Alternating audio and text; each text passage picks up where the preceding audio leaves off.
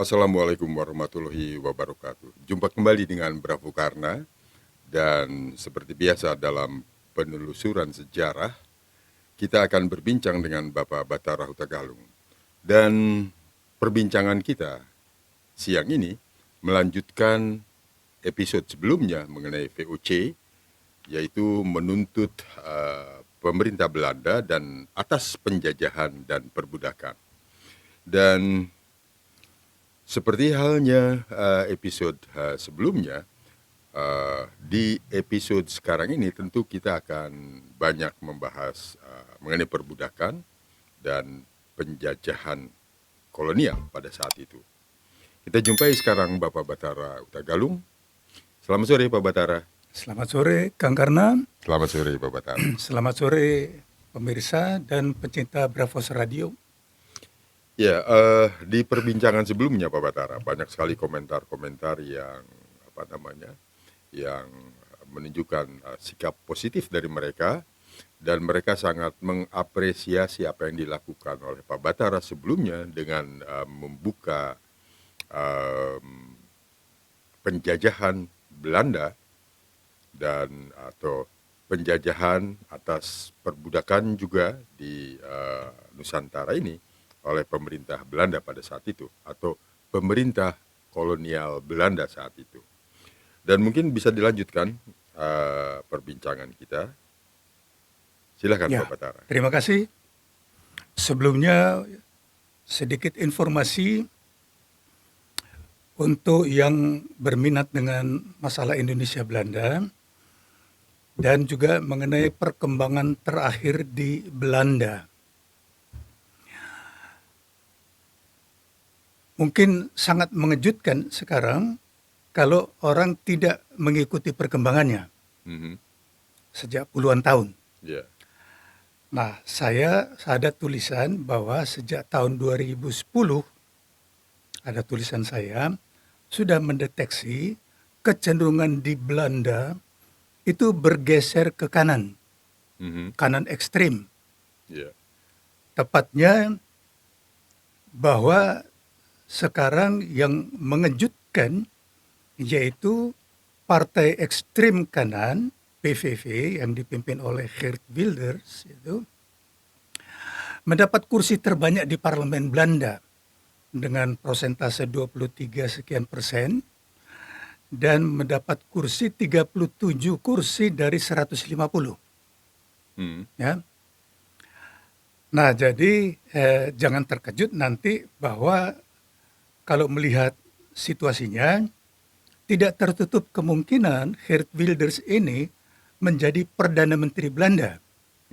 Karena dengan koalisi kelompok kanan, dia dapat membentuk kabinet dan sudah coba buka di YouTube, masukkan kata kunci Geert Wilders, G-E-E-R-T, Wilders, ya, W-I-E-L-D-E-R-S, ya. Dan jadi masukkan Geert Wilders dan Islam.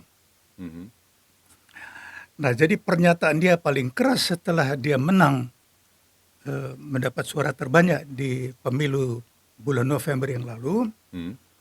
Nomor satu pernyataan dia adalah Islam keluar. Keluar dari Belanda. Oh, ya. Ya. Jadi dia memang ini betul-betul ekstrim anti-Islam. Ya. Dan kita sudah beberapa kali saya sampaikan di sini. Jadi di samping kelompok yang generasi muda yang mungkin kosmopolit, ya, tetap ada yang saya sampaikan selalu yang termasuk yang membenci Indonesia terus, yaitu kelompok konservatif ini dan keturunan dari mantan tentara Belanda. Jadi sampai tahun 1950 sekitar 160.000 pemuda Belanda itu menjadi tentara. Jadi sekarang anak cucunya, dan inilah kelompok-kelompok yang boleh dikatakan anti orang asing, terutama anti Islam. Ya. Nah, jadi ini untuk pengetahuan umum, untuk betul-betul sekarang mencermati, jangan ketipu lagi Mhm. ya. Karena sudah beberapa kali saya sampaikan dalam kesempatan di Bravos Radio ini bahwa cukup banyak pribumi orang Indonesia Mhm. itu yang mendukung Belanda, Mhm. ya. Yang saya sebut belak-belakan saya sampaikan sebagai Belanda, kira-kira demikian. Ya, jadi situasi sekarang ini sangat tidak menguntungkan buat apa namanya, buat Indonesia. Indonesia, kaitannya atau dalam hal menuntut pemerintah Belanda atas perbudakan dan Ya, penjajahan. penjajahan, perbudakan dan agresi militer. Dan itu jadi apa namanya, hal yang menyulitkan untuk berikutnya Ya, dengan tadi dengan perubahan bergesernya mungkin ya politik luar negeri Belanda hmm, secara keseluruhan, ya. mhm, Jadi walaupun kalau kelihatan saya melihat monitor kekuatannya di Belanda sekarang sudah sekitar 50-50. ya, Jadi kelompok kanan, kanan ekstrem sampai menengah ke kanan, ya, mhm, itu mereka sudah sekitar 50% mhm, bisa membentuk kabinet. Karena mhm, mereka itu kan parlementer, ya, ya, ya, monarki parlementer, mhm, ya. Nah, jadi ini situasinya. Jadi ini juga keterlambatan dengan keberhasilan menuntut pemerintah Belanda karena hambatan dari Belanda ini ya, yang seharusnya kita 2012 sudah besar keberhasilan, mhm, mhm, tapi gara-gara Belanda ini mhm, terhambat. ya, ya, Jadi saya makin keras sekarang, ya, ya, supaya kita buka, jangan kita hanya bicara mengenai pahlawan, tapi kita juga harus mulai ungkap mengenai pengkhianat-pengkhianat bangsa. ya, Ini yang menghambat. ya, Baik, jadi ini sekedar informasi mengenai perkembangan di Belanda sekarang. mhm, Tapi sekali lagi saya selalu garis bawahi, tidak boleh generalisir, ya, ya. Tidak semua orang Belanda begitu. mhm, Jadi sejak mungkin lebih dari 100 tahun, sejak awal abad 20, mhm, sangat banyak orang Belanda mhm, yang mendukung kemerdekaan jajahannya mhm, yang sekarang menjadi Indonesia. ya, Sangat banyak, ya, ya, segala lapisan. Jadi katakanlah kelompok menengah kiri. Kalau kita bagi dua, menengah kanan, menengah kiri. Nah, menengah kiri ini yang boleh dikatakan cukup gigih mendukung. mhm, Jadi sekali lagi jangan kita menggeneralisir, tetapi harus mewaspadai. mhm, Jadi itu gambaran yang sebenarnya saya ikuti sejak bulan November, sejak selesai pemilihan umum di Belanda, mhm, dan sudah kelihatan pembagian kekuatan dan tidak tertutup kemungkinan. mhm, Jadi walaupun kelompok kanan ekstrem mungkin tidak berhasil membentuk kabinet, mhm, tapi kecenderungannya sekarang, bayangkan, ya, mereka menjadi fraksi terkuat di mhm, parlemen Belanda. mhm, Jadi ini perkembangan yang saya ikuti sejak 2010, ya. Jadi partai kanan ini mulai bangkit tahun 2006. mhm, 2010 mereka sudah cukup kuat di parlemen. Jadi itu. Nah, jadi itu sekadar informasi dan kita lanjutkan mengenai VOC. mhm, Judul kita yang lalu adalah VOC berdiri dan bangkrutnya perusahaan dagang terkaya sepanjang masa. mhm, Jadi saya sudah memberi gambaran bahwa tahun 1637 pada puncak kejayaan VOC atau Verenigde Oost-Indische Compagnie, itu aset mereka dari mulai Afrika Selatan sampai pesisir India, Asia Tenggara, bahkan sempat mereka juga menjajah Taiwan. mhm, Aset mereka mencapai kalau dikonversi dengan indeks sekarang, ya, abad 21, itu mencapai 7,9 triliun US dollar. mhm, Oleh karena itu VOC juga mendapat julukan the 7.9 trillion company, mhm, US dollar company. Jadi tidak ada satu perusahaan multinasional yang terbesar pun yang bisa mencapai atau mendekati aset kekayaan yang pernah dicapai oleh VOC tahun 1637, berarti hampir 400 tahun yang lalu. Mhm. Nah, oleh karena itu saya sampaikan, saya membedah bagaimana VOC itu mencapai kekayaannya, Mhm.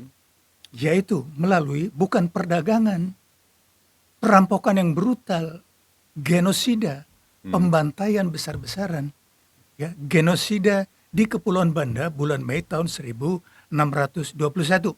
Mhm.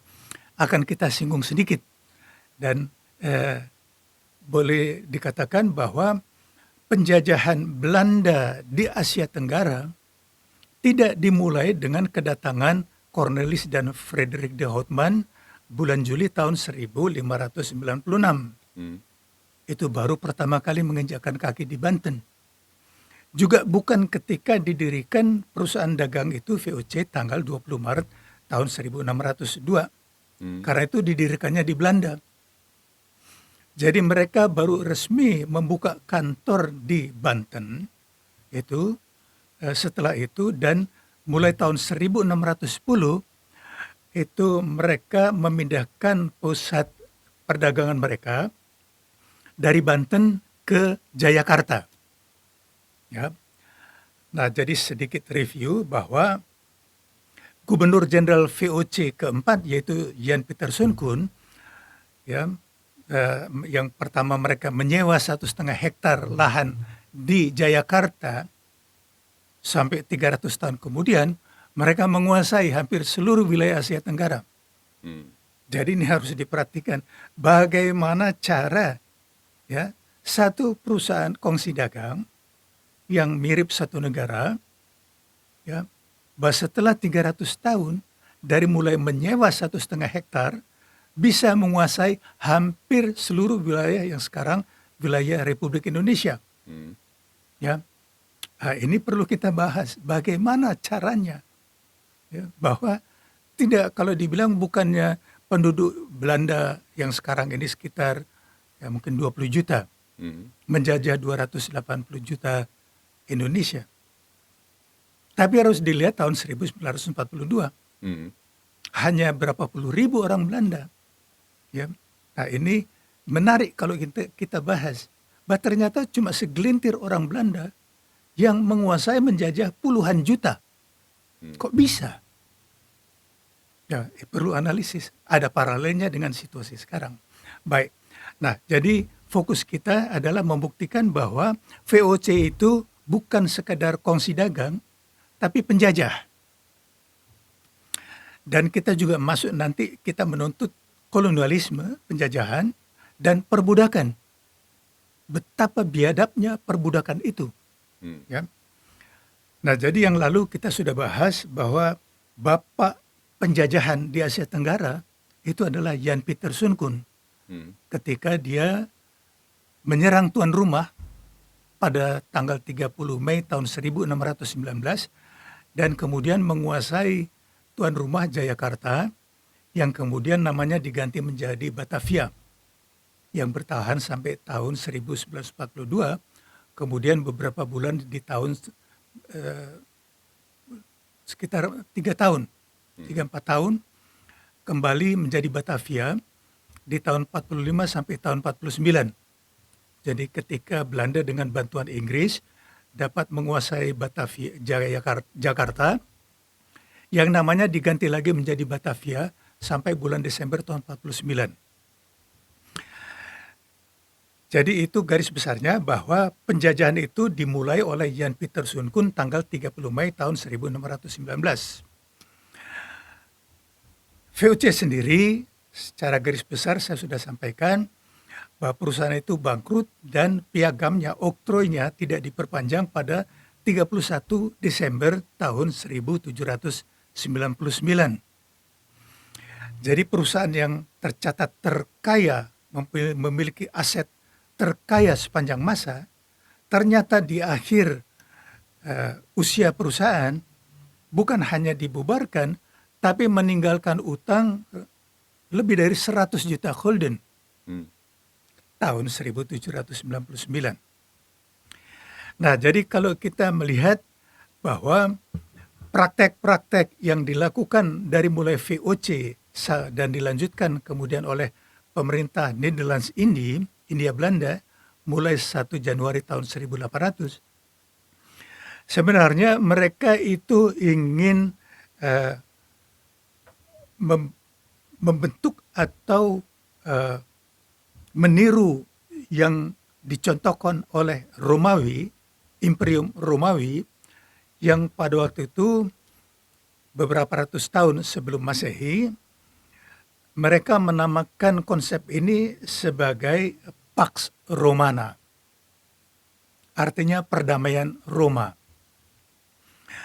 Jadi walaupun ironis di situ perdamaian Roma, ya, jadi itu imperium dari kota Roma di Italia. Mereka menawarkan kepada negara-negara di seputar jalur perdagangan mereka untuk tunduk kepada Imperium Roma dengan dijamin keselamatan keamanannya, ya, selama mereka tunduk, dan itulah jalur perdamaian, ya, itu jalur perdagangan yang sekarang ditiru oleh Xi Jinping. Yang mula-mula dengan obor One Belt One Road, ya, kemudian karena dikritik bahwa buntutnya jadi One China, di akhirnya menjadi Belt and Road Initiative, ya. Tetapi prinsipnya sama. Jadi Xi Jinping juga ingin merealisasikan yang juga selama lebih dari 2000 tahun ingin dicapai oleh Cina, yaitu Pax Sinica, perdamaian Cina. Jadi jalur dagang dengan dijamin oleh Cina. Jadi kalau kita sekarang kan, kita melihat yang dilakukan oleh Xi Jinping, jadi kan ada Maritime Silk Road, ya, tol laut. Indonesia masuk dalam konsepnya. Kemudian juga dengan the New Silk Road kan, ya, jalur sutra baru yang jalur perdagangan itu dari mulai Cina sampai ke Afrika, sampai ke Eropa, semua dibiayai oleh Cina kan. Jadi kalau dulu semua mencoba dengan kekuatan senjata, Cina sekarang sebagai pedagang, dia pakai dengan kekuatan uang. Dan terbukti kan, ya, berapa ribu miliar dolar digelontorkan oleh Cina untuk membangun jalan kereta api di mana-mana kan, pelabuhan-pelabuhan raksasa, salah satunya di Sumatera, ya, untuk jalur tol road mereka, Maritime Silk Road. Nah, jadi inilah yang ingin ditiru oleh Belanda, oleh Inggris dengan Pax Britannica, oleh Amerika dengan Pax Americana. Jadi semua ingin menguasai dunia dengan berbagai dalih, dengan dinamakan perdamaian. Ironis kan, kalau dulu mereka dengan kekuatan senjata dan sebagian juga dengan melalui perjanjian-perjanjian tetapi dengan ancaman. Ya, ini kita damai-damai aja, kamu tanda tangani, kamu mengakui aku sebagai tuanmu, ya, aku jamin perdamaiannya. Tapi kalau nggak mau, aku getok kepalamu, kuhancurkan kamu. Jadi diiming-imingi dulu kan, jadi seperti kalau zaman dulu kan di tangan kiri roti, di tangan kanan cambuk. Ya, kasih roti dulu, nggak mau baru dicambuk.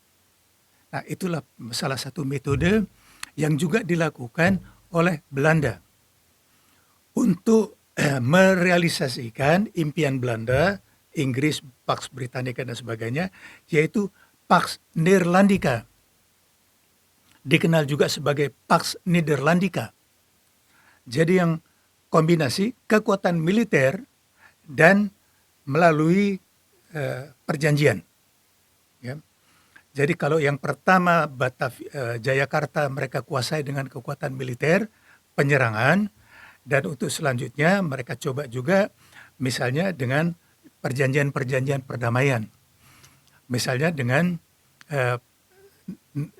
kerajaan-kerajaan atau keraton di Jawa, ya, melalui perjanjian Giyanti tahun 1757 kalau nggak salah.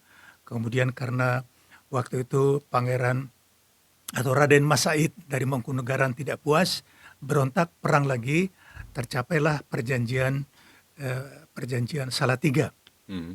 kalau nggak salah 1759, ya. Jadi di mana waktu itu kerajaan Mataram itu dibagi mula-mula bagi 2, bagi 3, sekarang bagi 4 kan. Kemudian juga dengan perjanjian Bongaya dengan Sultan Hasanuddin dari kerajaan Goa. Ya, setelah berperang akhirnya ditawarkan, okelah damai aja, aku jamin segala macam.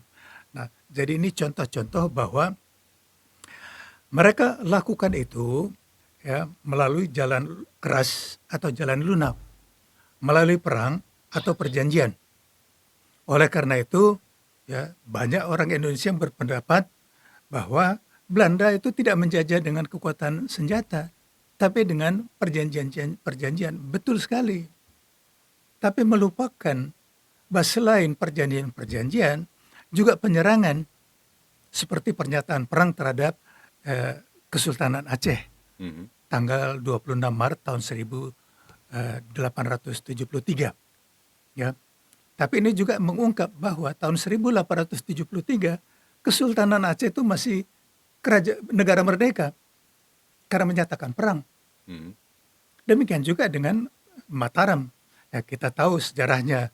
Misalnya Amangkurat pertama itu sangat pro Belanda, ya Amangkurat kedua lunak, sampai terjadilah pembagian-pembagian itu dan semuanya itu dikontrol oleh Belanda.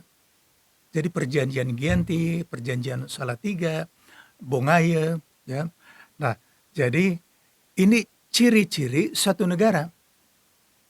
Jadi tidak bisa dikatakan kok perusahaan dagang, kongsi dagang yang membuat perjanjian, menyatakan perang. Ya. Nah, ini yang saya sampaikan bahwa VOC mendapat piagam, dalam bahasa Belandanya oktrooi, itu dari penguasa di Republik Belanda. Jadi Belanda ketika memberontak terhadap Spanyol tahun 1581 bulan Juli, ya, itu mereka mendirikan Republik Belanda dan penguasanya itu dinamakan Staten-Generaal. Ya, Staten-Generaal kalau sekarang mungkin penguasa negara-negara bagian. Jadi dulu termasuk Staten itu ada 7 provinsi. 7 provinsi yang membentuk Republik Belanda. Nah, jadi yang memberi kuasa kepada VOC ini bukan raja, bukan pangeran Belanda, bukan. Tetapi penguasa ini, Staten-Generaal ini mewakili adalah wakil-wakil dari 7 provinsi. Ya, 7 provinsi proporsional, dan mereka inilah yang kemudian membentuk kongsi dagang dengan 17 pimpinannya dari 7 provinsi yang dinamakan The Heren 17, Tuan-Tuan 17.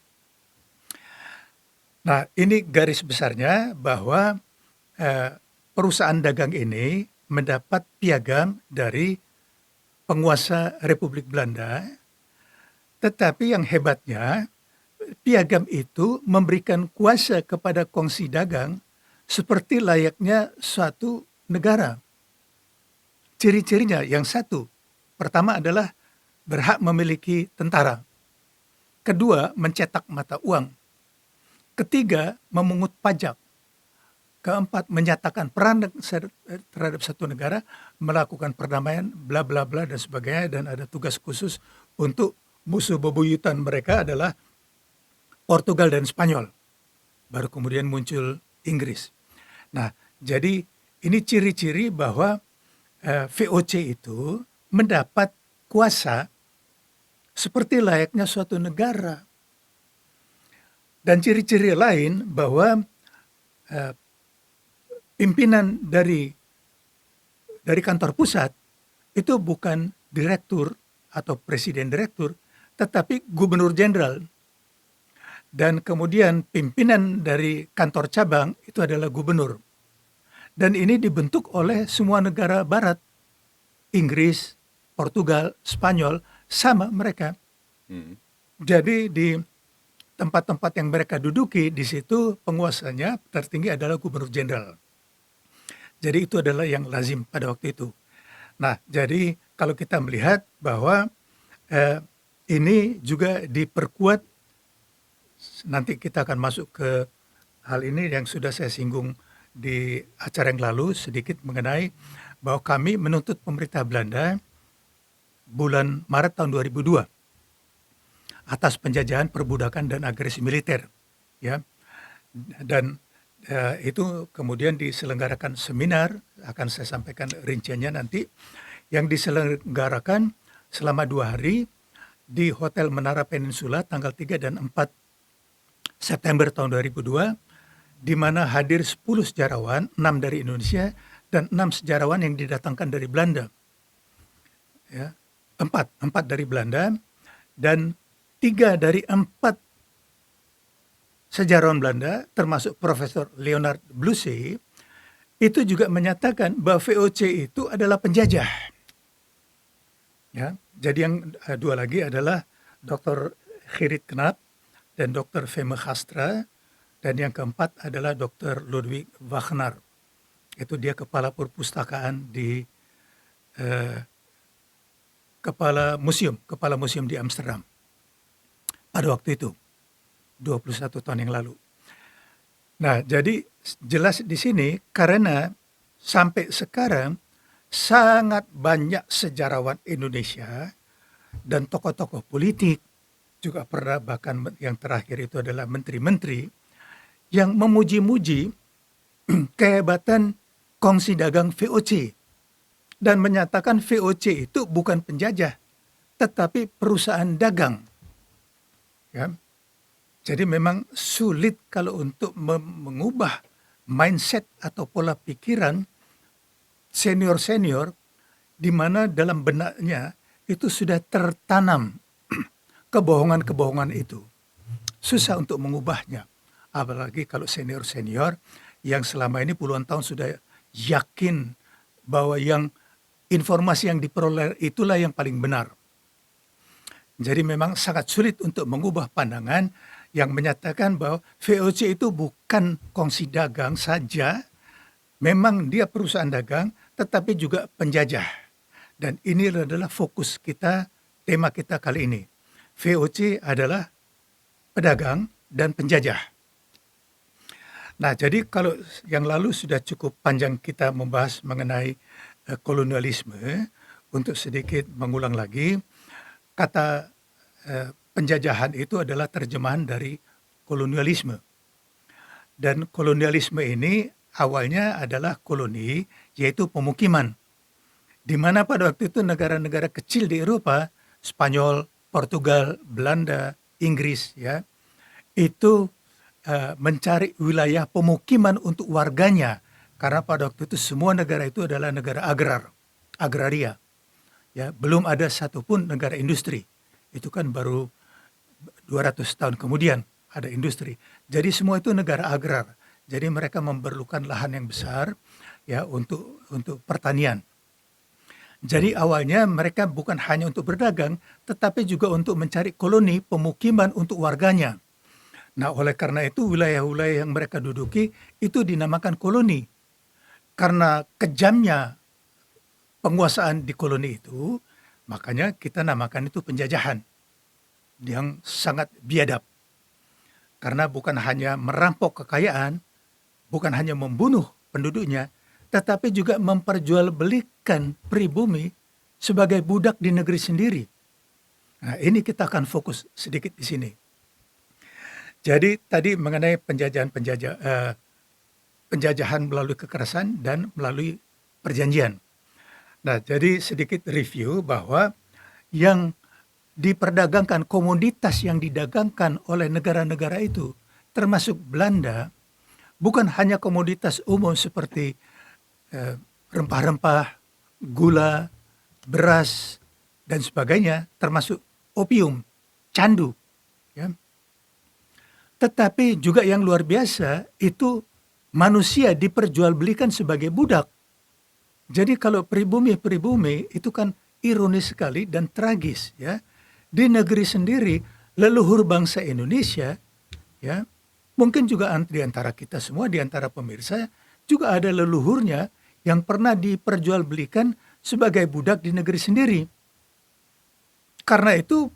Karena perbudakan-perbudakan itu dari mulai Sumatera Utara sampai ke Papua, sampai ke Maluku, sampai ke eh, Timor, Sumbawa, semua itu termasuk Bali, ya, termasuk itu diperjualbelikan sebagai budak. Nah, kita membaca di buku sejarah, budak yang paling prominen, yang paling terkenal itu yang dinamakan Surapati.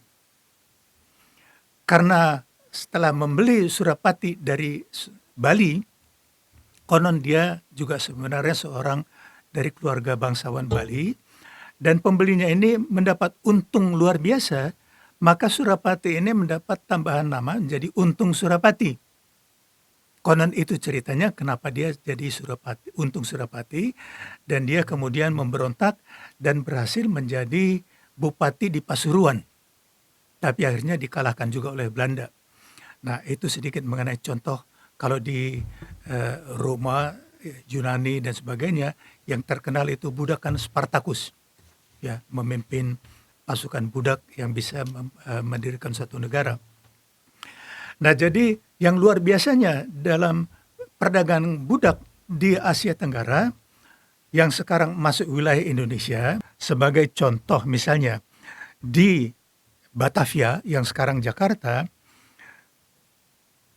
tahun 1673 jumlah penduduknya 27.000, populasi budaknya 13.000, artinya 49,05 penduduk Batavia atau Jakarta dahulu itu budak. Kemudian tahun 1679 jumlah budaknya persentase sudah mencapai 51,97%. Dan kemudian tahun 1699 persentase budaknya itu mencapai 56,93%. Jadi luar biasa, ya.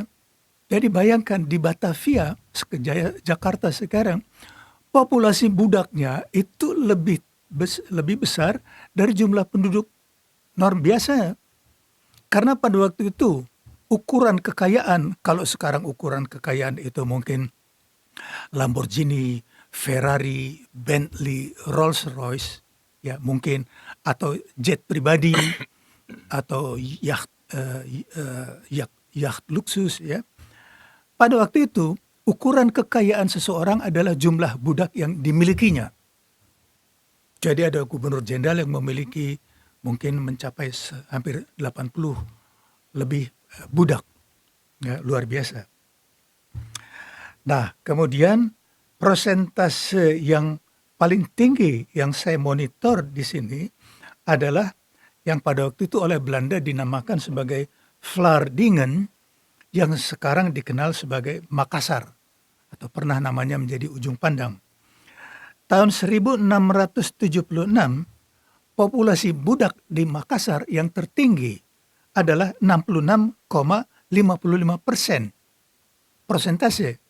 Walaupun penduduk Makassar pada waktu itu 1.384 orang, tetapi budaknya itu hampir 1.000 orang, yaitu 921 orang. Nah, jadi kalau lihat nominalnya tidak terlalu besar, tapi persentasenya 66%. Ya. Dan ini tentu berlangsung, tidak mungkin langsung dalam setahun 2 tahun persentasenya menurun drastis.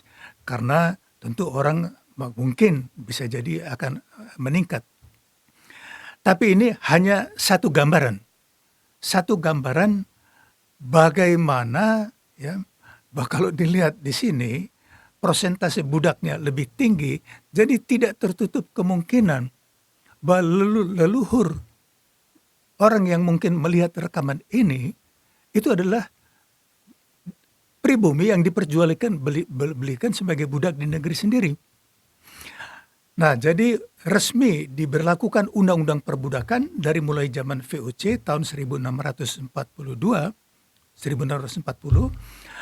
dan resmi dihapus baru tahun 1862, tetapi praktek perbudakan masih berlangsung antara lain di kalau tidak salah di Sumbawa sampai tahun 1910 dan di Pulau Samosir sampai tahun 1914. Itu yang tercatat. Nah, jadi artinya kakek kita, ya, mungkin atau kakek ayah dari kakek, ya, masih mengalami perbudakan dan dapat menceritakan praktek-praktek perbudakan. Jadi selama lebih dari 200 karena begini, sejak pertama kali orang Belanda, ya, termasuk sebelumnya adalah Portugal dan sebagainya, sejak pertama kali orang Belanda menginjakkan kaki di Banten, ya, mereka sudah mulai memperjualbelikan budak. Yang pertama mereka datangkan adalah budak-budak dari Madagaskar. Mereka jual di Malabar, di India, sampai juga ke Banten dan sebagainya. Jadi dari mulai tahun 1600 mereka sudah berdagang budak sampai tahun 1860 resminya. Jadi artinya selama lebih dari 260 tahun di wilayah yang diduduki oleh Belanda itu pribumi diperjualbelikan sebagai budak di negeri sendiri. Jadi setelah undang-undang perbudakan dihapus, itu pemerintah kolonial semula kalau tidak salah sekitar tahun 1850 sudah memberlakukan peraturan negara, peraturan pemerintah yang kemudian menjadi peraturan negara yang diperkuat sekitar tahun 1925,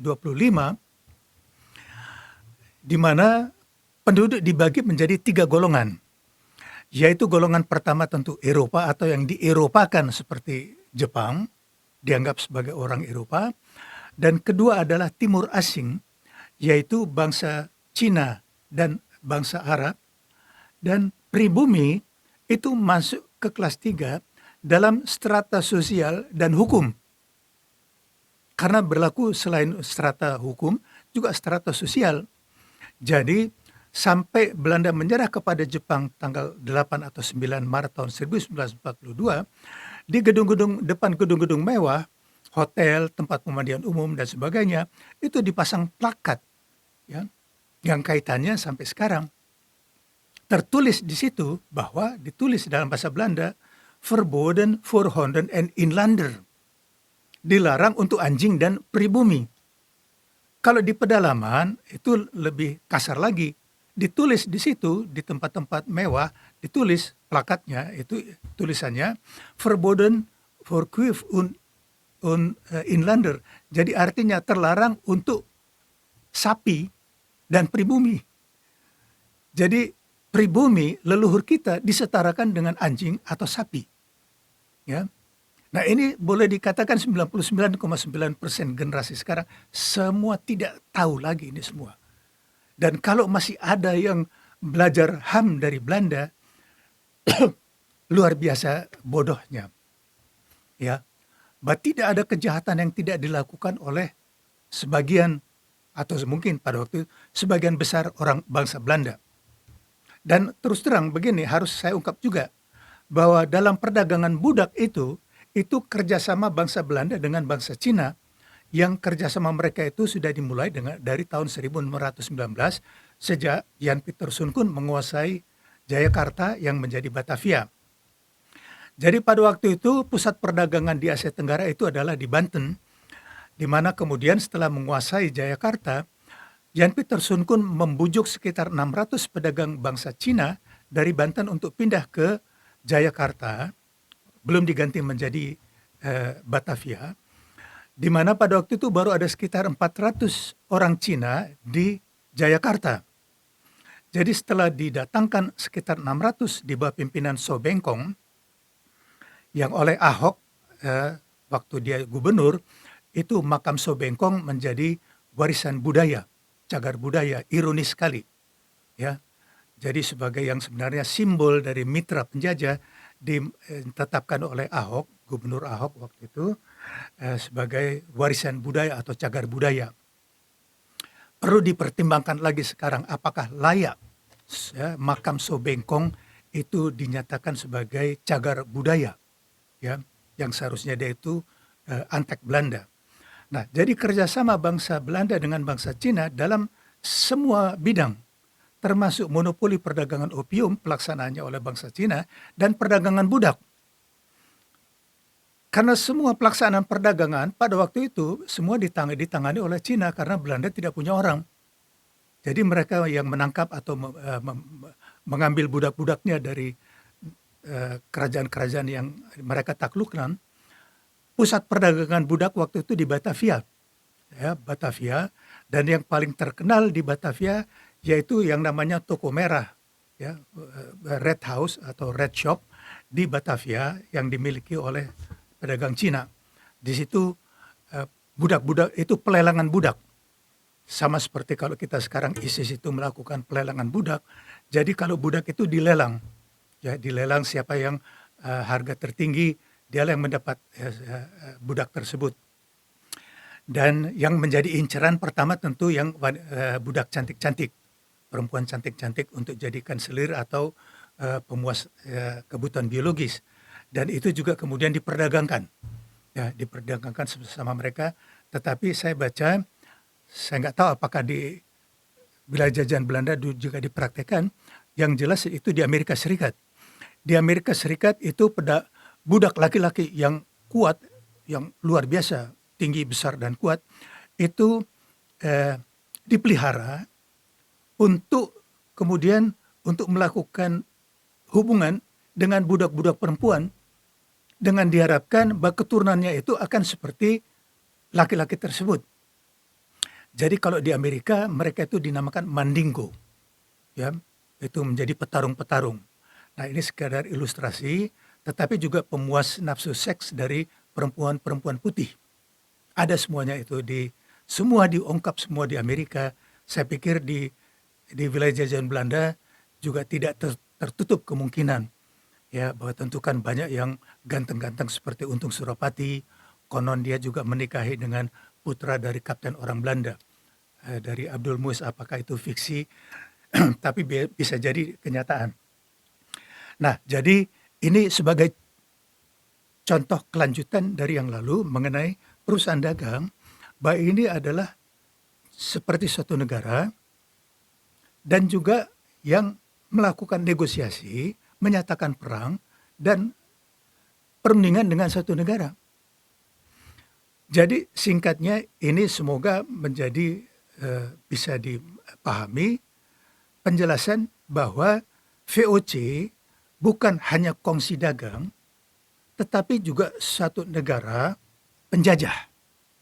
Untuk melanjutkan yang bagian terakhir yang lalu, bahwa saya sampaikan pada puncak perayaan besar-besaran di Belanda tanggal 20 Maret tahun 2002, setelah persiapan lebih dari 1 tahun, setelah persiapan bahan-bahan cukup lengkap, di Belanda karena perbedaan waktu 6 jam, jadi ada perbedaan 6 jam, jadi ketika kami demo di kedutaan Belanda jam 10 pagi, di Belanda itu kan masih jam 4 pagi.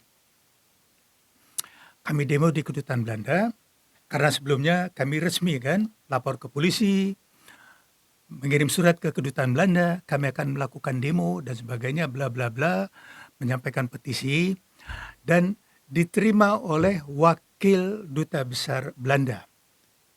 Waktu itu namanya Alfons Stulingha.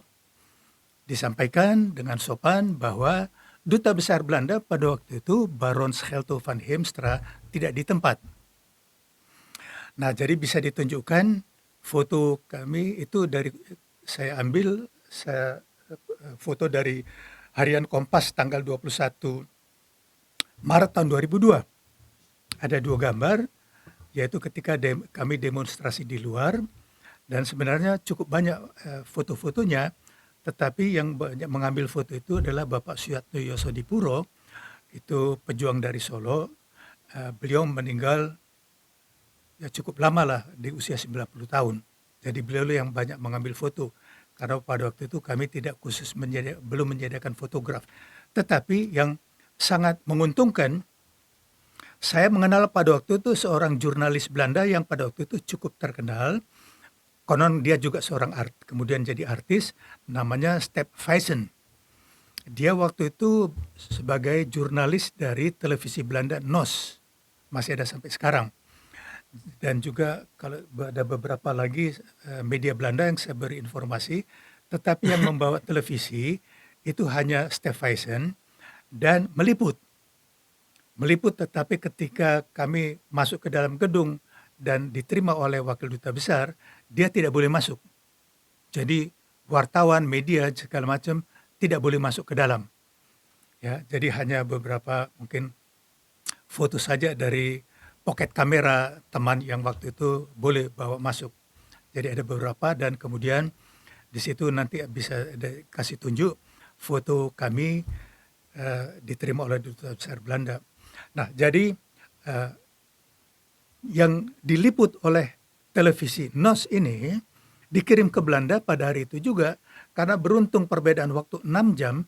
Ketika pagi-pagi di Belanda mungkin para pemirsa membuka televisi sangat terkejut. Yang mereka akan rayakan besar-besaran selama 400 tahun pada 20 Maret tahun 2002, ada yang mengganggu mata mereka.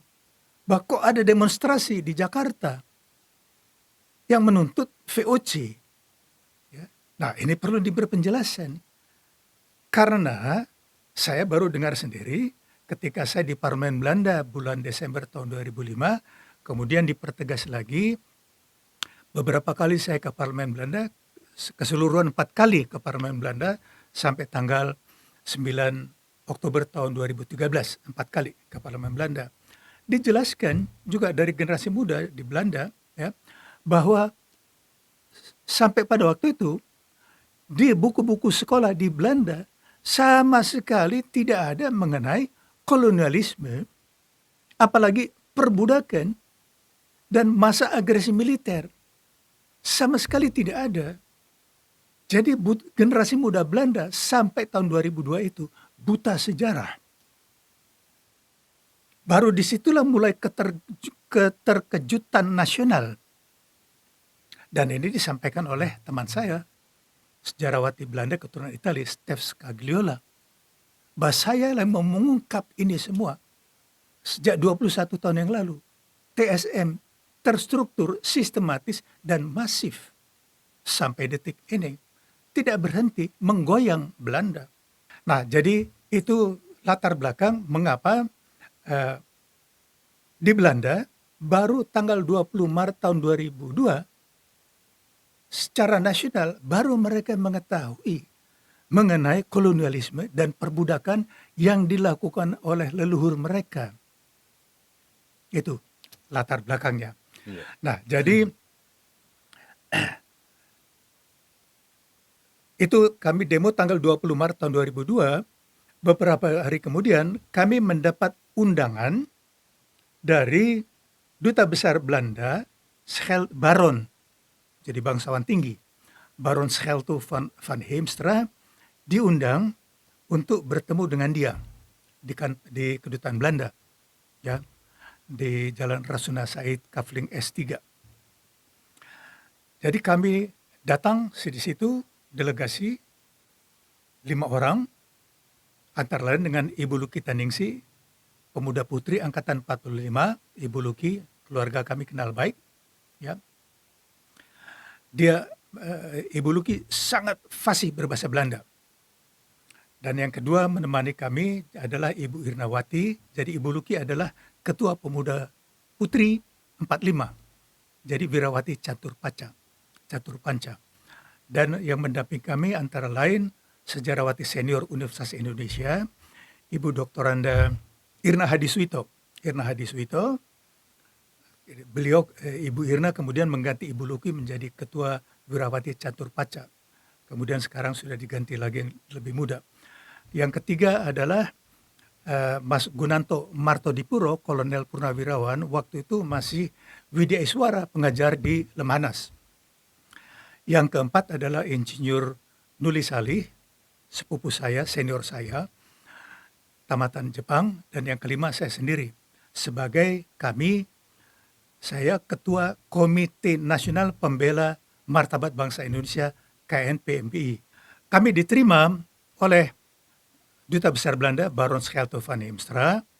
Panjang lebar dia sampaikan, dia lahir di Bogor, bla bla bla. Ya, dia bilang terus terang, I'm also not happy dengan dirayakannya. Jadi bukan bukan peringatan, bukan commemoration, ya, tetapi perayaan. Jadi dalam bahasa Belanda itu viering, ya, bukan bukan peringatan tetapi perayaan, ya. Nah, jadi itu perbedaan. Jadi Duta Besar Belanda sendiri menyatakan I'm also not happy. Dia sampaikan, dia mengusulkan, ya oke, ya ini kelihatannya juga untuk di Belanda ini lembaran yang mereka belum ketahui. Justru dia yang mengusulkan, bagaimana kalau kita menyelenggarakan joint seminar kerjasama Indonesia-Belanda menyelenggarakan seminar mengenai VOC sebagai awal dari dialog Indonesia-Belanda. Ya, dialog pertama melalui seminar. Kami setuju. Oke, singkatnya dibentuk panitia.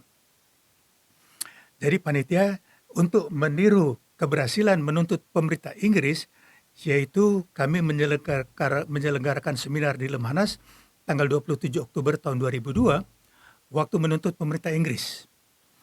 Jadi itu tentu memberikan kesan yang sangat luar biasa bahwa kami waktu itu Komite Pembela Hak Asasi Rakyat Surabaya Korban Pemboman November 45 menyelenggarakan seminar di Lemhanas.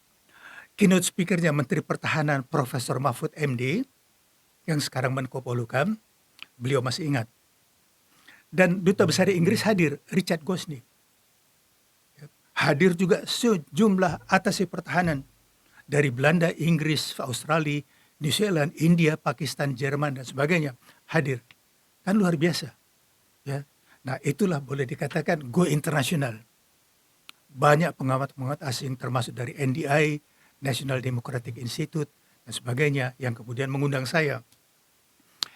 Nah, jadi ini sebagai contoh keberhasilan bahwa dengan Angkatan 45 kami berhasil menuntut pemerintah Inggris dan menarik perhatian pemerintah Belanda.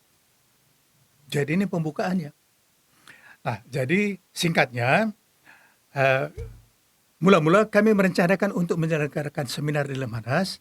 Saya sudah bicara dengan Gubernur Lemhanas pada waktu itu, Profesor Ermaya, mendukung, tetapi kemudian ditolak oleh sekretaris utamanya, Mayor Jenderal Amir Sembiring. Kalau masih ada mungkin ingat semuanya mereka ceritanya. Jadi kenapa batal di Lemhanas?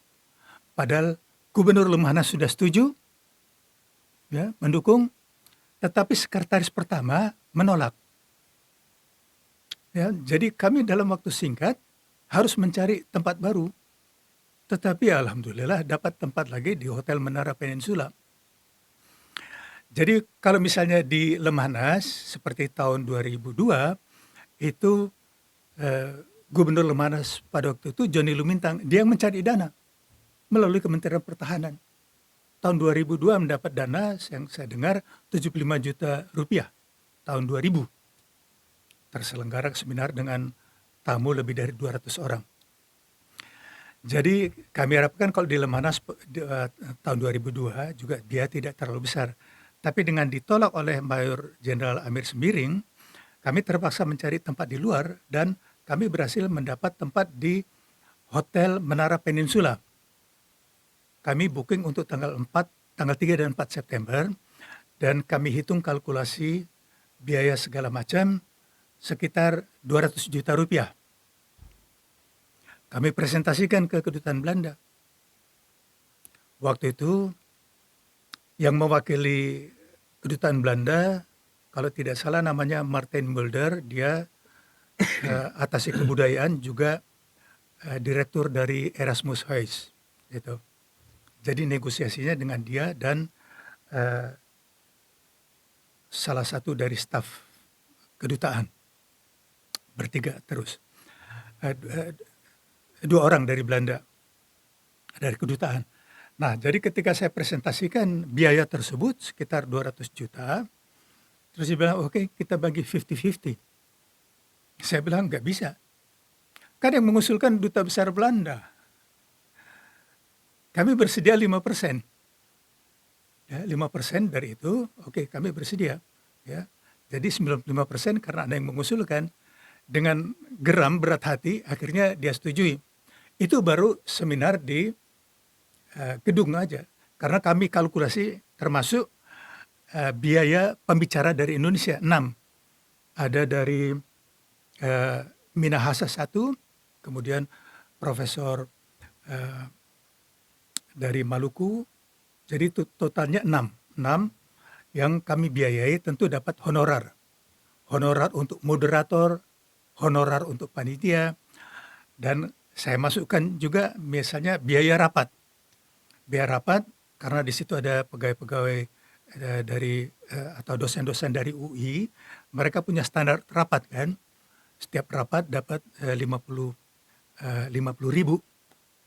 Oke, dihitung semuanya, sampailah kalkulasi semuanya itu termasuk makan dan minum untuk sekitar 200 orang, sekitar 200 juta untuk 2 hari.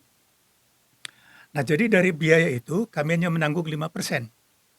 5%, dan selebihnya untuk juga itu tidak termasuk mendatangkan 4 sejarawan dari Belanda. Dia mereka datangkan untuk bayar tiket, hotel, dan sebagainya, honorar. Ya mungkin untuk satu orang bisa 10-15 ribu dolar, tapi itu urusan mereka.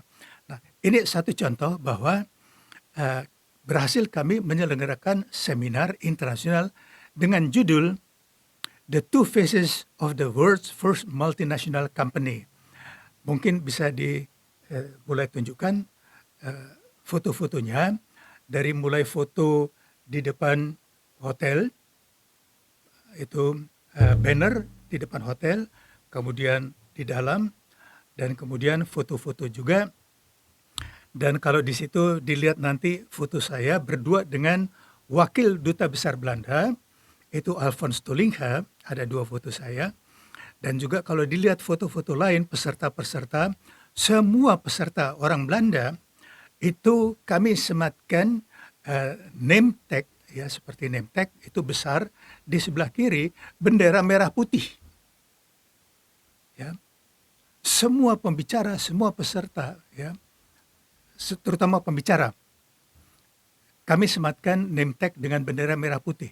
Termasuk semua pembicara orang Belanda, termasuk dari semua staf kedutaan, mereka ya tanpa protes. Tanpa protes mereka memakai bendera merah putih. Padahal dalam sambutan saya sudah sampaikan, Belanda satu-satunya negara di dunia yang sampai detik ini tidak mau mengakui kemerdekaan Indonesia 17 Agustus 45. Nah, jadi itulah gambarannya. Nah, jadi ketika kami demo ke kedutaan Belanda, kami sampaikan petisi yang isinya antara lain, karena setelah 21 tahun banyak dokumen itu yang tidak saya temukan. Jadi yang saya sampaikan, petisi kami adalah antara lain menuntut pemerintah Belanda untuk meminta maaf atas penjajahan, perbudakan, dan kejahatan-kejahatan yang dilakukan oleh pemerintah Belanda di masa agresi militer Belanda di Republik Indonesia antara tahun 1945 sampai tahun 1950. Perangnya memang sebenarnya berakhir bulan setelah gencatan senjata tanggal 10 Agustus tahun 49.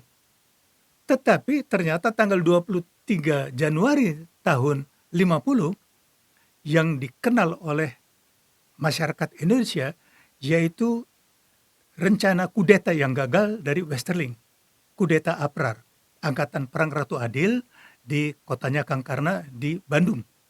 Ya. Itu tanggal 23 Januari tahun 50. Menarik kalau kita untuk bahas karena terungkap di Belanda bahwa itu bukan hanya konspirasi Westerling dengan Sultan Hamid II dari Pontianak, tetapi juga dengan Pangeran Bernhard, suami dari Ratu Belanda. Jadi itu yang pertama. Yang kedua, menuntut pemerintah Belanda untuk membayar pampasan kolonialisme dalam istilah internasional adalah colonialism reparation, dan kemudian kompensasi perbudakan atau slavery compensation, dan yang ketiga yang umum itu adalah pampasan perang, yaitu war reparation.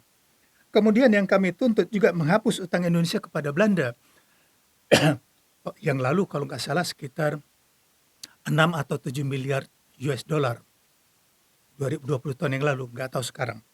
Dan kemudian termasuk di sini tuntutan mengembalikan harta Nusantara yang dirampok di masa penjajahan. Jadi dari semua tuntutan ini yang baru resmi dipenuhi yaitu tuntutan yang terakhir yang dipenuhi bulan Juni tahun ini, yang ramai di media-media di Indonesia, bahwa Belanda mengembalikan 400 item harta ke Indonesia, harta Nusantara. Saya memberi komentar termasuk di sini. Jadi rakyat Indonesia jangan bahagia dan bangga dulu, seolah-olah Belanda berbesar hati mengembalikan harta. Pertama itu harta yang dirampok, yang dipajang di museum-museum mereka dengan sesumbar, ya inilah ya yang kami peroleh dari jajahan-jajahan. Ya. Dan kemudian untuk mengembalikan harta rampokan itu, mereka tidak mengeluarkan dana sepeser pun. Paling tinggi mungkin untuk ongkos kirim. Coba dicek lagi, ongkos kirimnya itu yang tanggung Belanda atau Indonesia. Jangan-jangan Indonesia lagi dibohongin, harus menanggung biaya pengirimannya. Nah, sedangkan tuntutan utama yang kami sampaikan tahun 2005 adalah pertama, mengakui de jure kemerdekaan Indonesia 17 Agustus 45. Kedua, meminta maaf. Dan ketiga itu membayar semuanya. Dan yang mengembalikan harta Nusantara itu hanya tambahan. Karena kalau saya pernah memberi contoh, kalau keris Diponegoro dikembalikan, itu mungkin untuk sekitar Jawa Tengah saja kan, ya, atau nggak tahu apakah Jogja termasuk, karena kan Jogja sendiri kalau saya tidak salah ya, tidak mengakui Diponegoro kan, karena dia dianggap pemberontak. Jadi di Universitas di Jogja kan Universitas Gajah Mada, ya, Universitas Diponegoro itu adanya di Semarang kan, ya. Nah, jadi misalnya dikembalikan keris pusaka Diponegoro, kan yang bangga bukan seluruh Indonesia, hanya sebagian kecil di Jawa. Kan tidak ada kebanggaan untuk Aceh, ya, atau untuk Batak, atau untuk Makassar, atau untuk Ambon dan sebagainya. Demikian juga kalau pusaka dari Aceh dikembalikan, ya, atau pusaka Ambon, apakah orang Aceh akan ikut berbahagia kalau misalnya mereka tidak akan melupakan Marsuse Ambon yang dikirim ke Aceh? Nah, ini contoh-contohnya, ya, bahwa tidak semuanya harta Nusantara yang dikembalikan, harta rampokan, itu membahagiakan seluruh rakyat Indonesia. Nah, jadi tuntutan-tuntutan utama inilah yang belum dipenuhi. Saya kira sudah jelas apa yang disampaikan, dan sambungan dari episode sebelumnya sudah menyatu, dan saya yakin juga pendengar Bravos akan lebih mengetahui lebih jelas apa yang dituntut oleh Komite KNP MBI, Komite Nasional Pembela Martabat Ya. Bangsa Indonesia. adalah Itu adalah pendahulu dari Komite Utang Kehormatan Belanda. ya. Jadi apa yang dituntut oleh komite tersebut hanya baru mengembalikan harta Nusantara, dan itu hanya sebagian kecil dari harta Nusantara, dan pusaka tersebut kemungkinan hanya berasal dari satu daerah di Pulau Jawa. Saya kira sudah jelas Pak Batara. Mungkin ada statement berikutnya akhir Ya. dari Pak Batara. Betul. Jadi begini, ada mungkin sedikit saja tambahannya. Yang terpenting adalah Belanda, VOC itu mempunyai kantor di Afrika Selatan, di Goa, di Australia, ya, termasuk tentu di Batavia. Tapi arsip VOC terbesar itu ada di Jakarta. terbesar. Di Australia ada, di Goa ada, di Afrika Selatan. Tetapi justru yang menyangkut wilayah jajahan Belanda yang sekarang masuk Indonesia, tentu ada di Batavia dan sekarang Jakarta. Ya. Saya belum melihat satu tulisan lengkap pun hasil penelitian mengenai VOC yang ada di arsip. Jadi kalau nggak salah ada Ibu Mono Lohanda yang lama bekerja di Arsip Nasional, yang mencermati arsip VOC.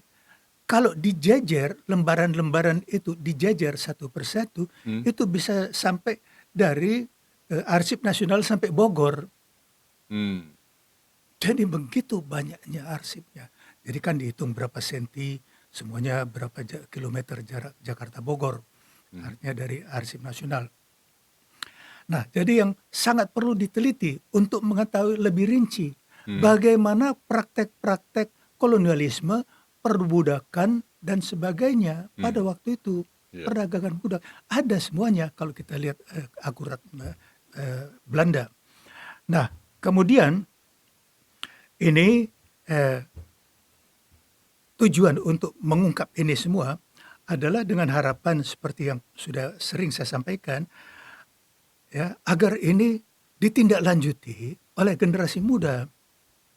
Jadi kalau dilihat dari mulai saya memimpin organisasi menuntut pemerintah Inggris tahun 99 sampai mungkin pergantian saya mungkin kalau enggak tahun ini mungkin ya semoga tahun depan 2024 25 tahun.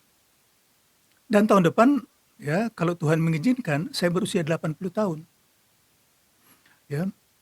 Jadi ini menunjukkan sudah harus ada pergantian, regenerasi. Jadi kalau mengikuti perkembangan cukup banyak kita bahas di Bravos Radio ini, sangat banyak keberhasilan dalam menuntut pemerintah Inggris dan menuntut pemerintah Belanda. Jadi kalau kita membaca di media-media di Indonesia dan internasional bahwa tahun 2012 warga-warga Kenya menuntut pemerintah Inggris atas penumpahan pemberontakan di Kenya tahun 1950-an sudah berhasil. Tahun 2012 pemerintah Inggris harus membayar nggak tahu berapa ratus ribu pound sterling untuk korban-korban yang masih ada atau keluarga-keluarganya. Dari itu tahun 2011 berhasil tahun 2012. Kemudian tahun 2013 itu 13 negara-negara Karibia termasuk Suriname menuntut mantan-mantan penjajahnya atas perbudakan. Sebagian sudah berhasil, termasuk Suriname akan mendapat kompensasi perbudakan dari pemerintah Belanda, diumumkan tahun yang lalu. Ya, resmi, tapi realisasinya mungkin 1 tahun 2 tahun ke depan. Artinya ya, untuk perbudakan masih bisa dituntut. Dan kemudian yang terakhir, yang keberhasilan terakhir adalah pemerintah Namibia tahun 2015 berhasil menuntut pemerintah Jerman atas 30 tahun penjajahan Jerman di Namibia, waktu itu masih bernama South West Africa, antara tahun 1815 sampai tahun 1915, 1885 sampai 1915, 30 tahun. Ya. 30 tahun masa penjajahan dan penduduk Namibia sekarang hanya 2 juta. Jadi itu untuk penjajahan dan genosida atas etnis Herero di Namibia. Herero dan nama etnis. Nah, jadi untuk genosida dan penjajahan selama 30 tahun, pemerintah Jerman membayar pemerintah Namibia sebesar 1 miliar euro. Nah, kalau kita bahas yang lalu mengenai genosida di Kepulauan Banda, itu bulan Mei tahun 1621, Jan Pieterszoon Koen melakukan pembantaian massal di Kepulauan Banda, di mana diperkirakan 13.000 rakyat Banda tewas dibantai, sekitar 1.000 berhasil menyelamatkan diri ke pulau-pulau sekitarnya, dan sisanya sekitar 830-an, sebagian besar perempuan dan anak-anak, dibawa ke Batavia, dijual sebagai budak. Ada nggak yang lebih biadab dari ini? Ya, itu Jan Pieter Soenkoen. Nah, jadi intinya adalah bahwa kitalah yang memelopori, menuntut mantan-mantan penjajah dan agresor, yaitu bulan 10, tepatnya 10 November tahun 1999, 12 tahun sebelum Kenya menuntut pemerintah Inggris.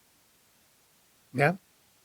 Kemudian ya, saya membawa kasus pembantaian di Desa Rawagede tanggal 15 Desember tahun 2005 ke Parlemen Belanda. Itu pertama kali.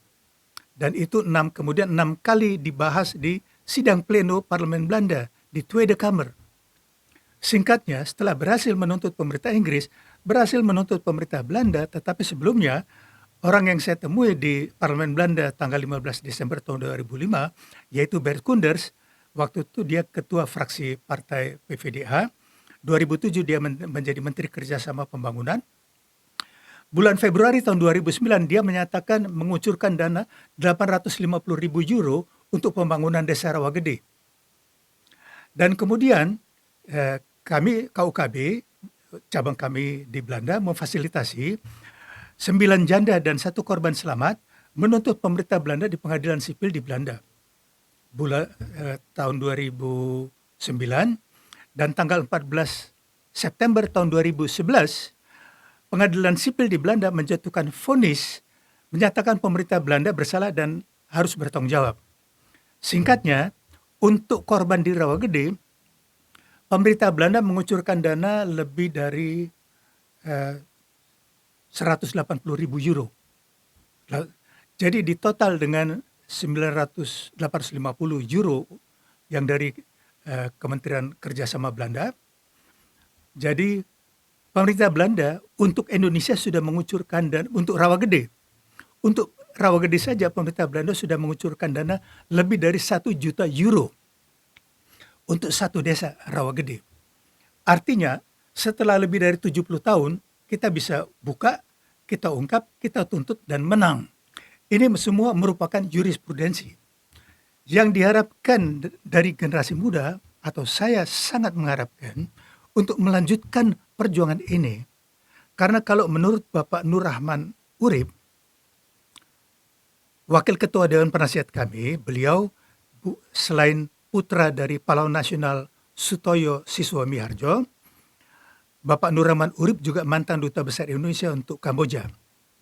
Beliau mengikuti perjuangan kami sejak 2007.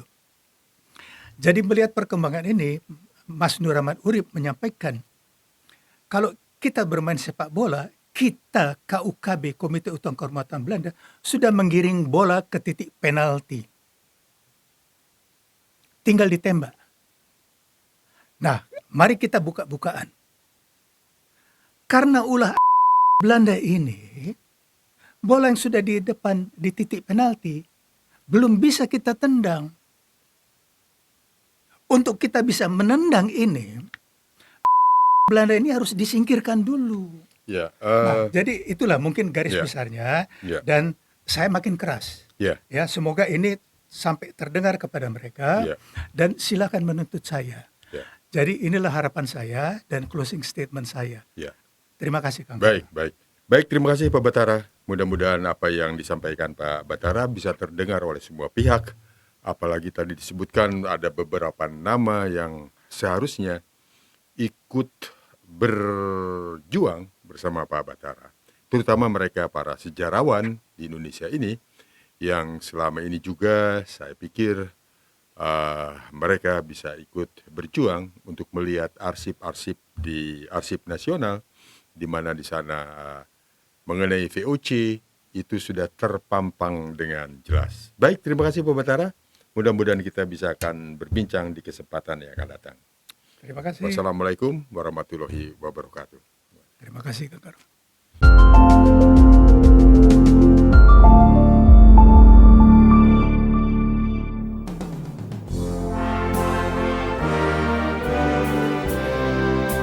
Terima kasih, Anda masih terus mendengarkan Bravos Radio dari Batu Ampar 1 nomor 6, Kramat Jati, Jakarta Timur. Bravos, Bravos, your digital radio station.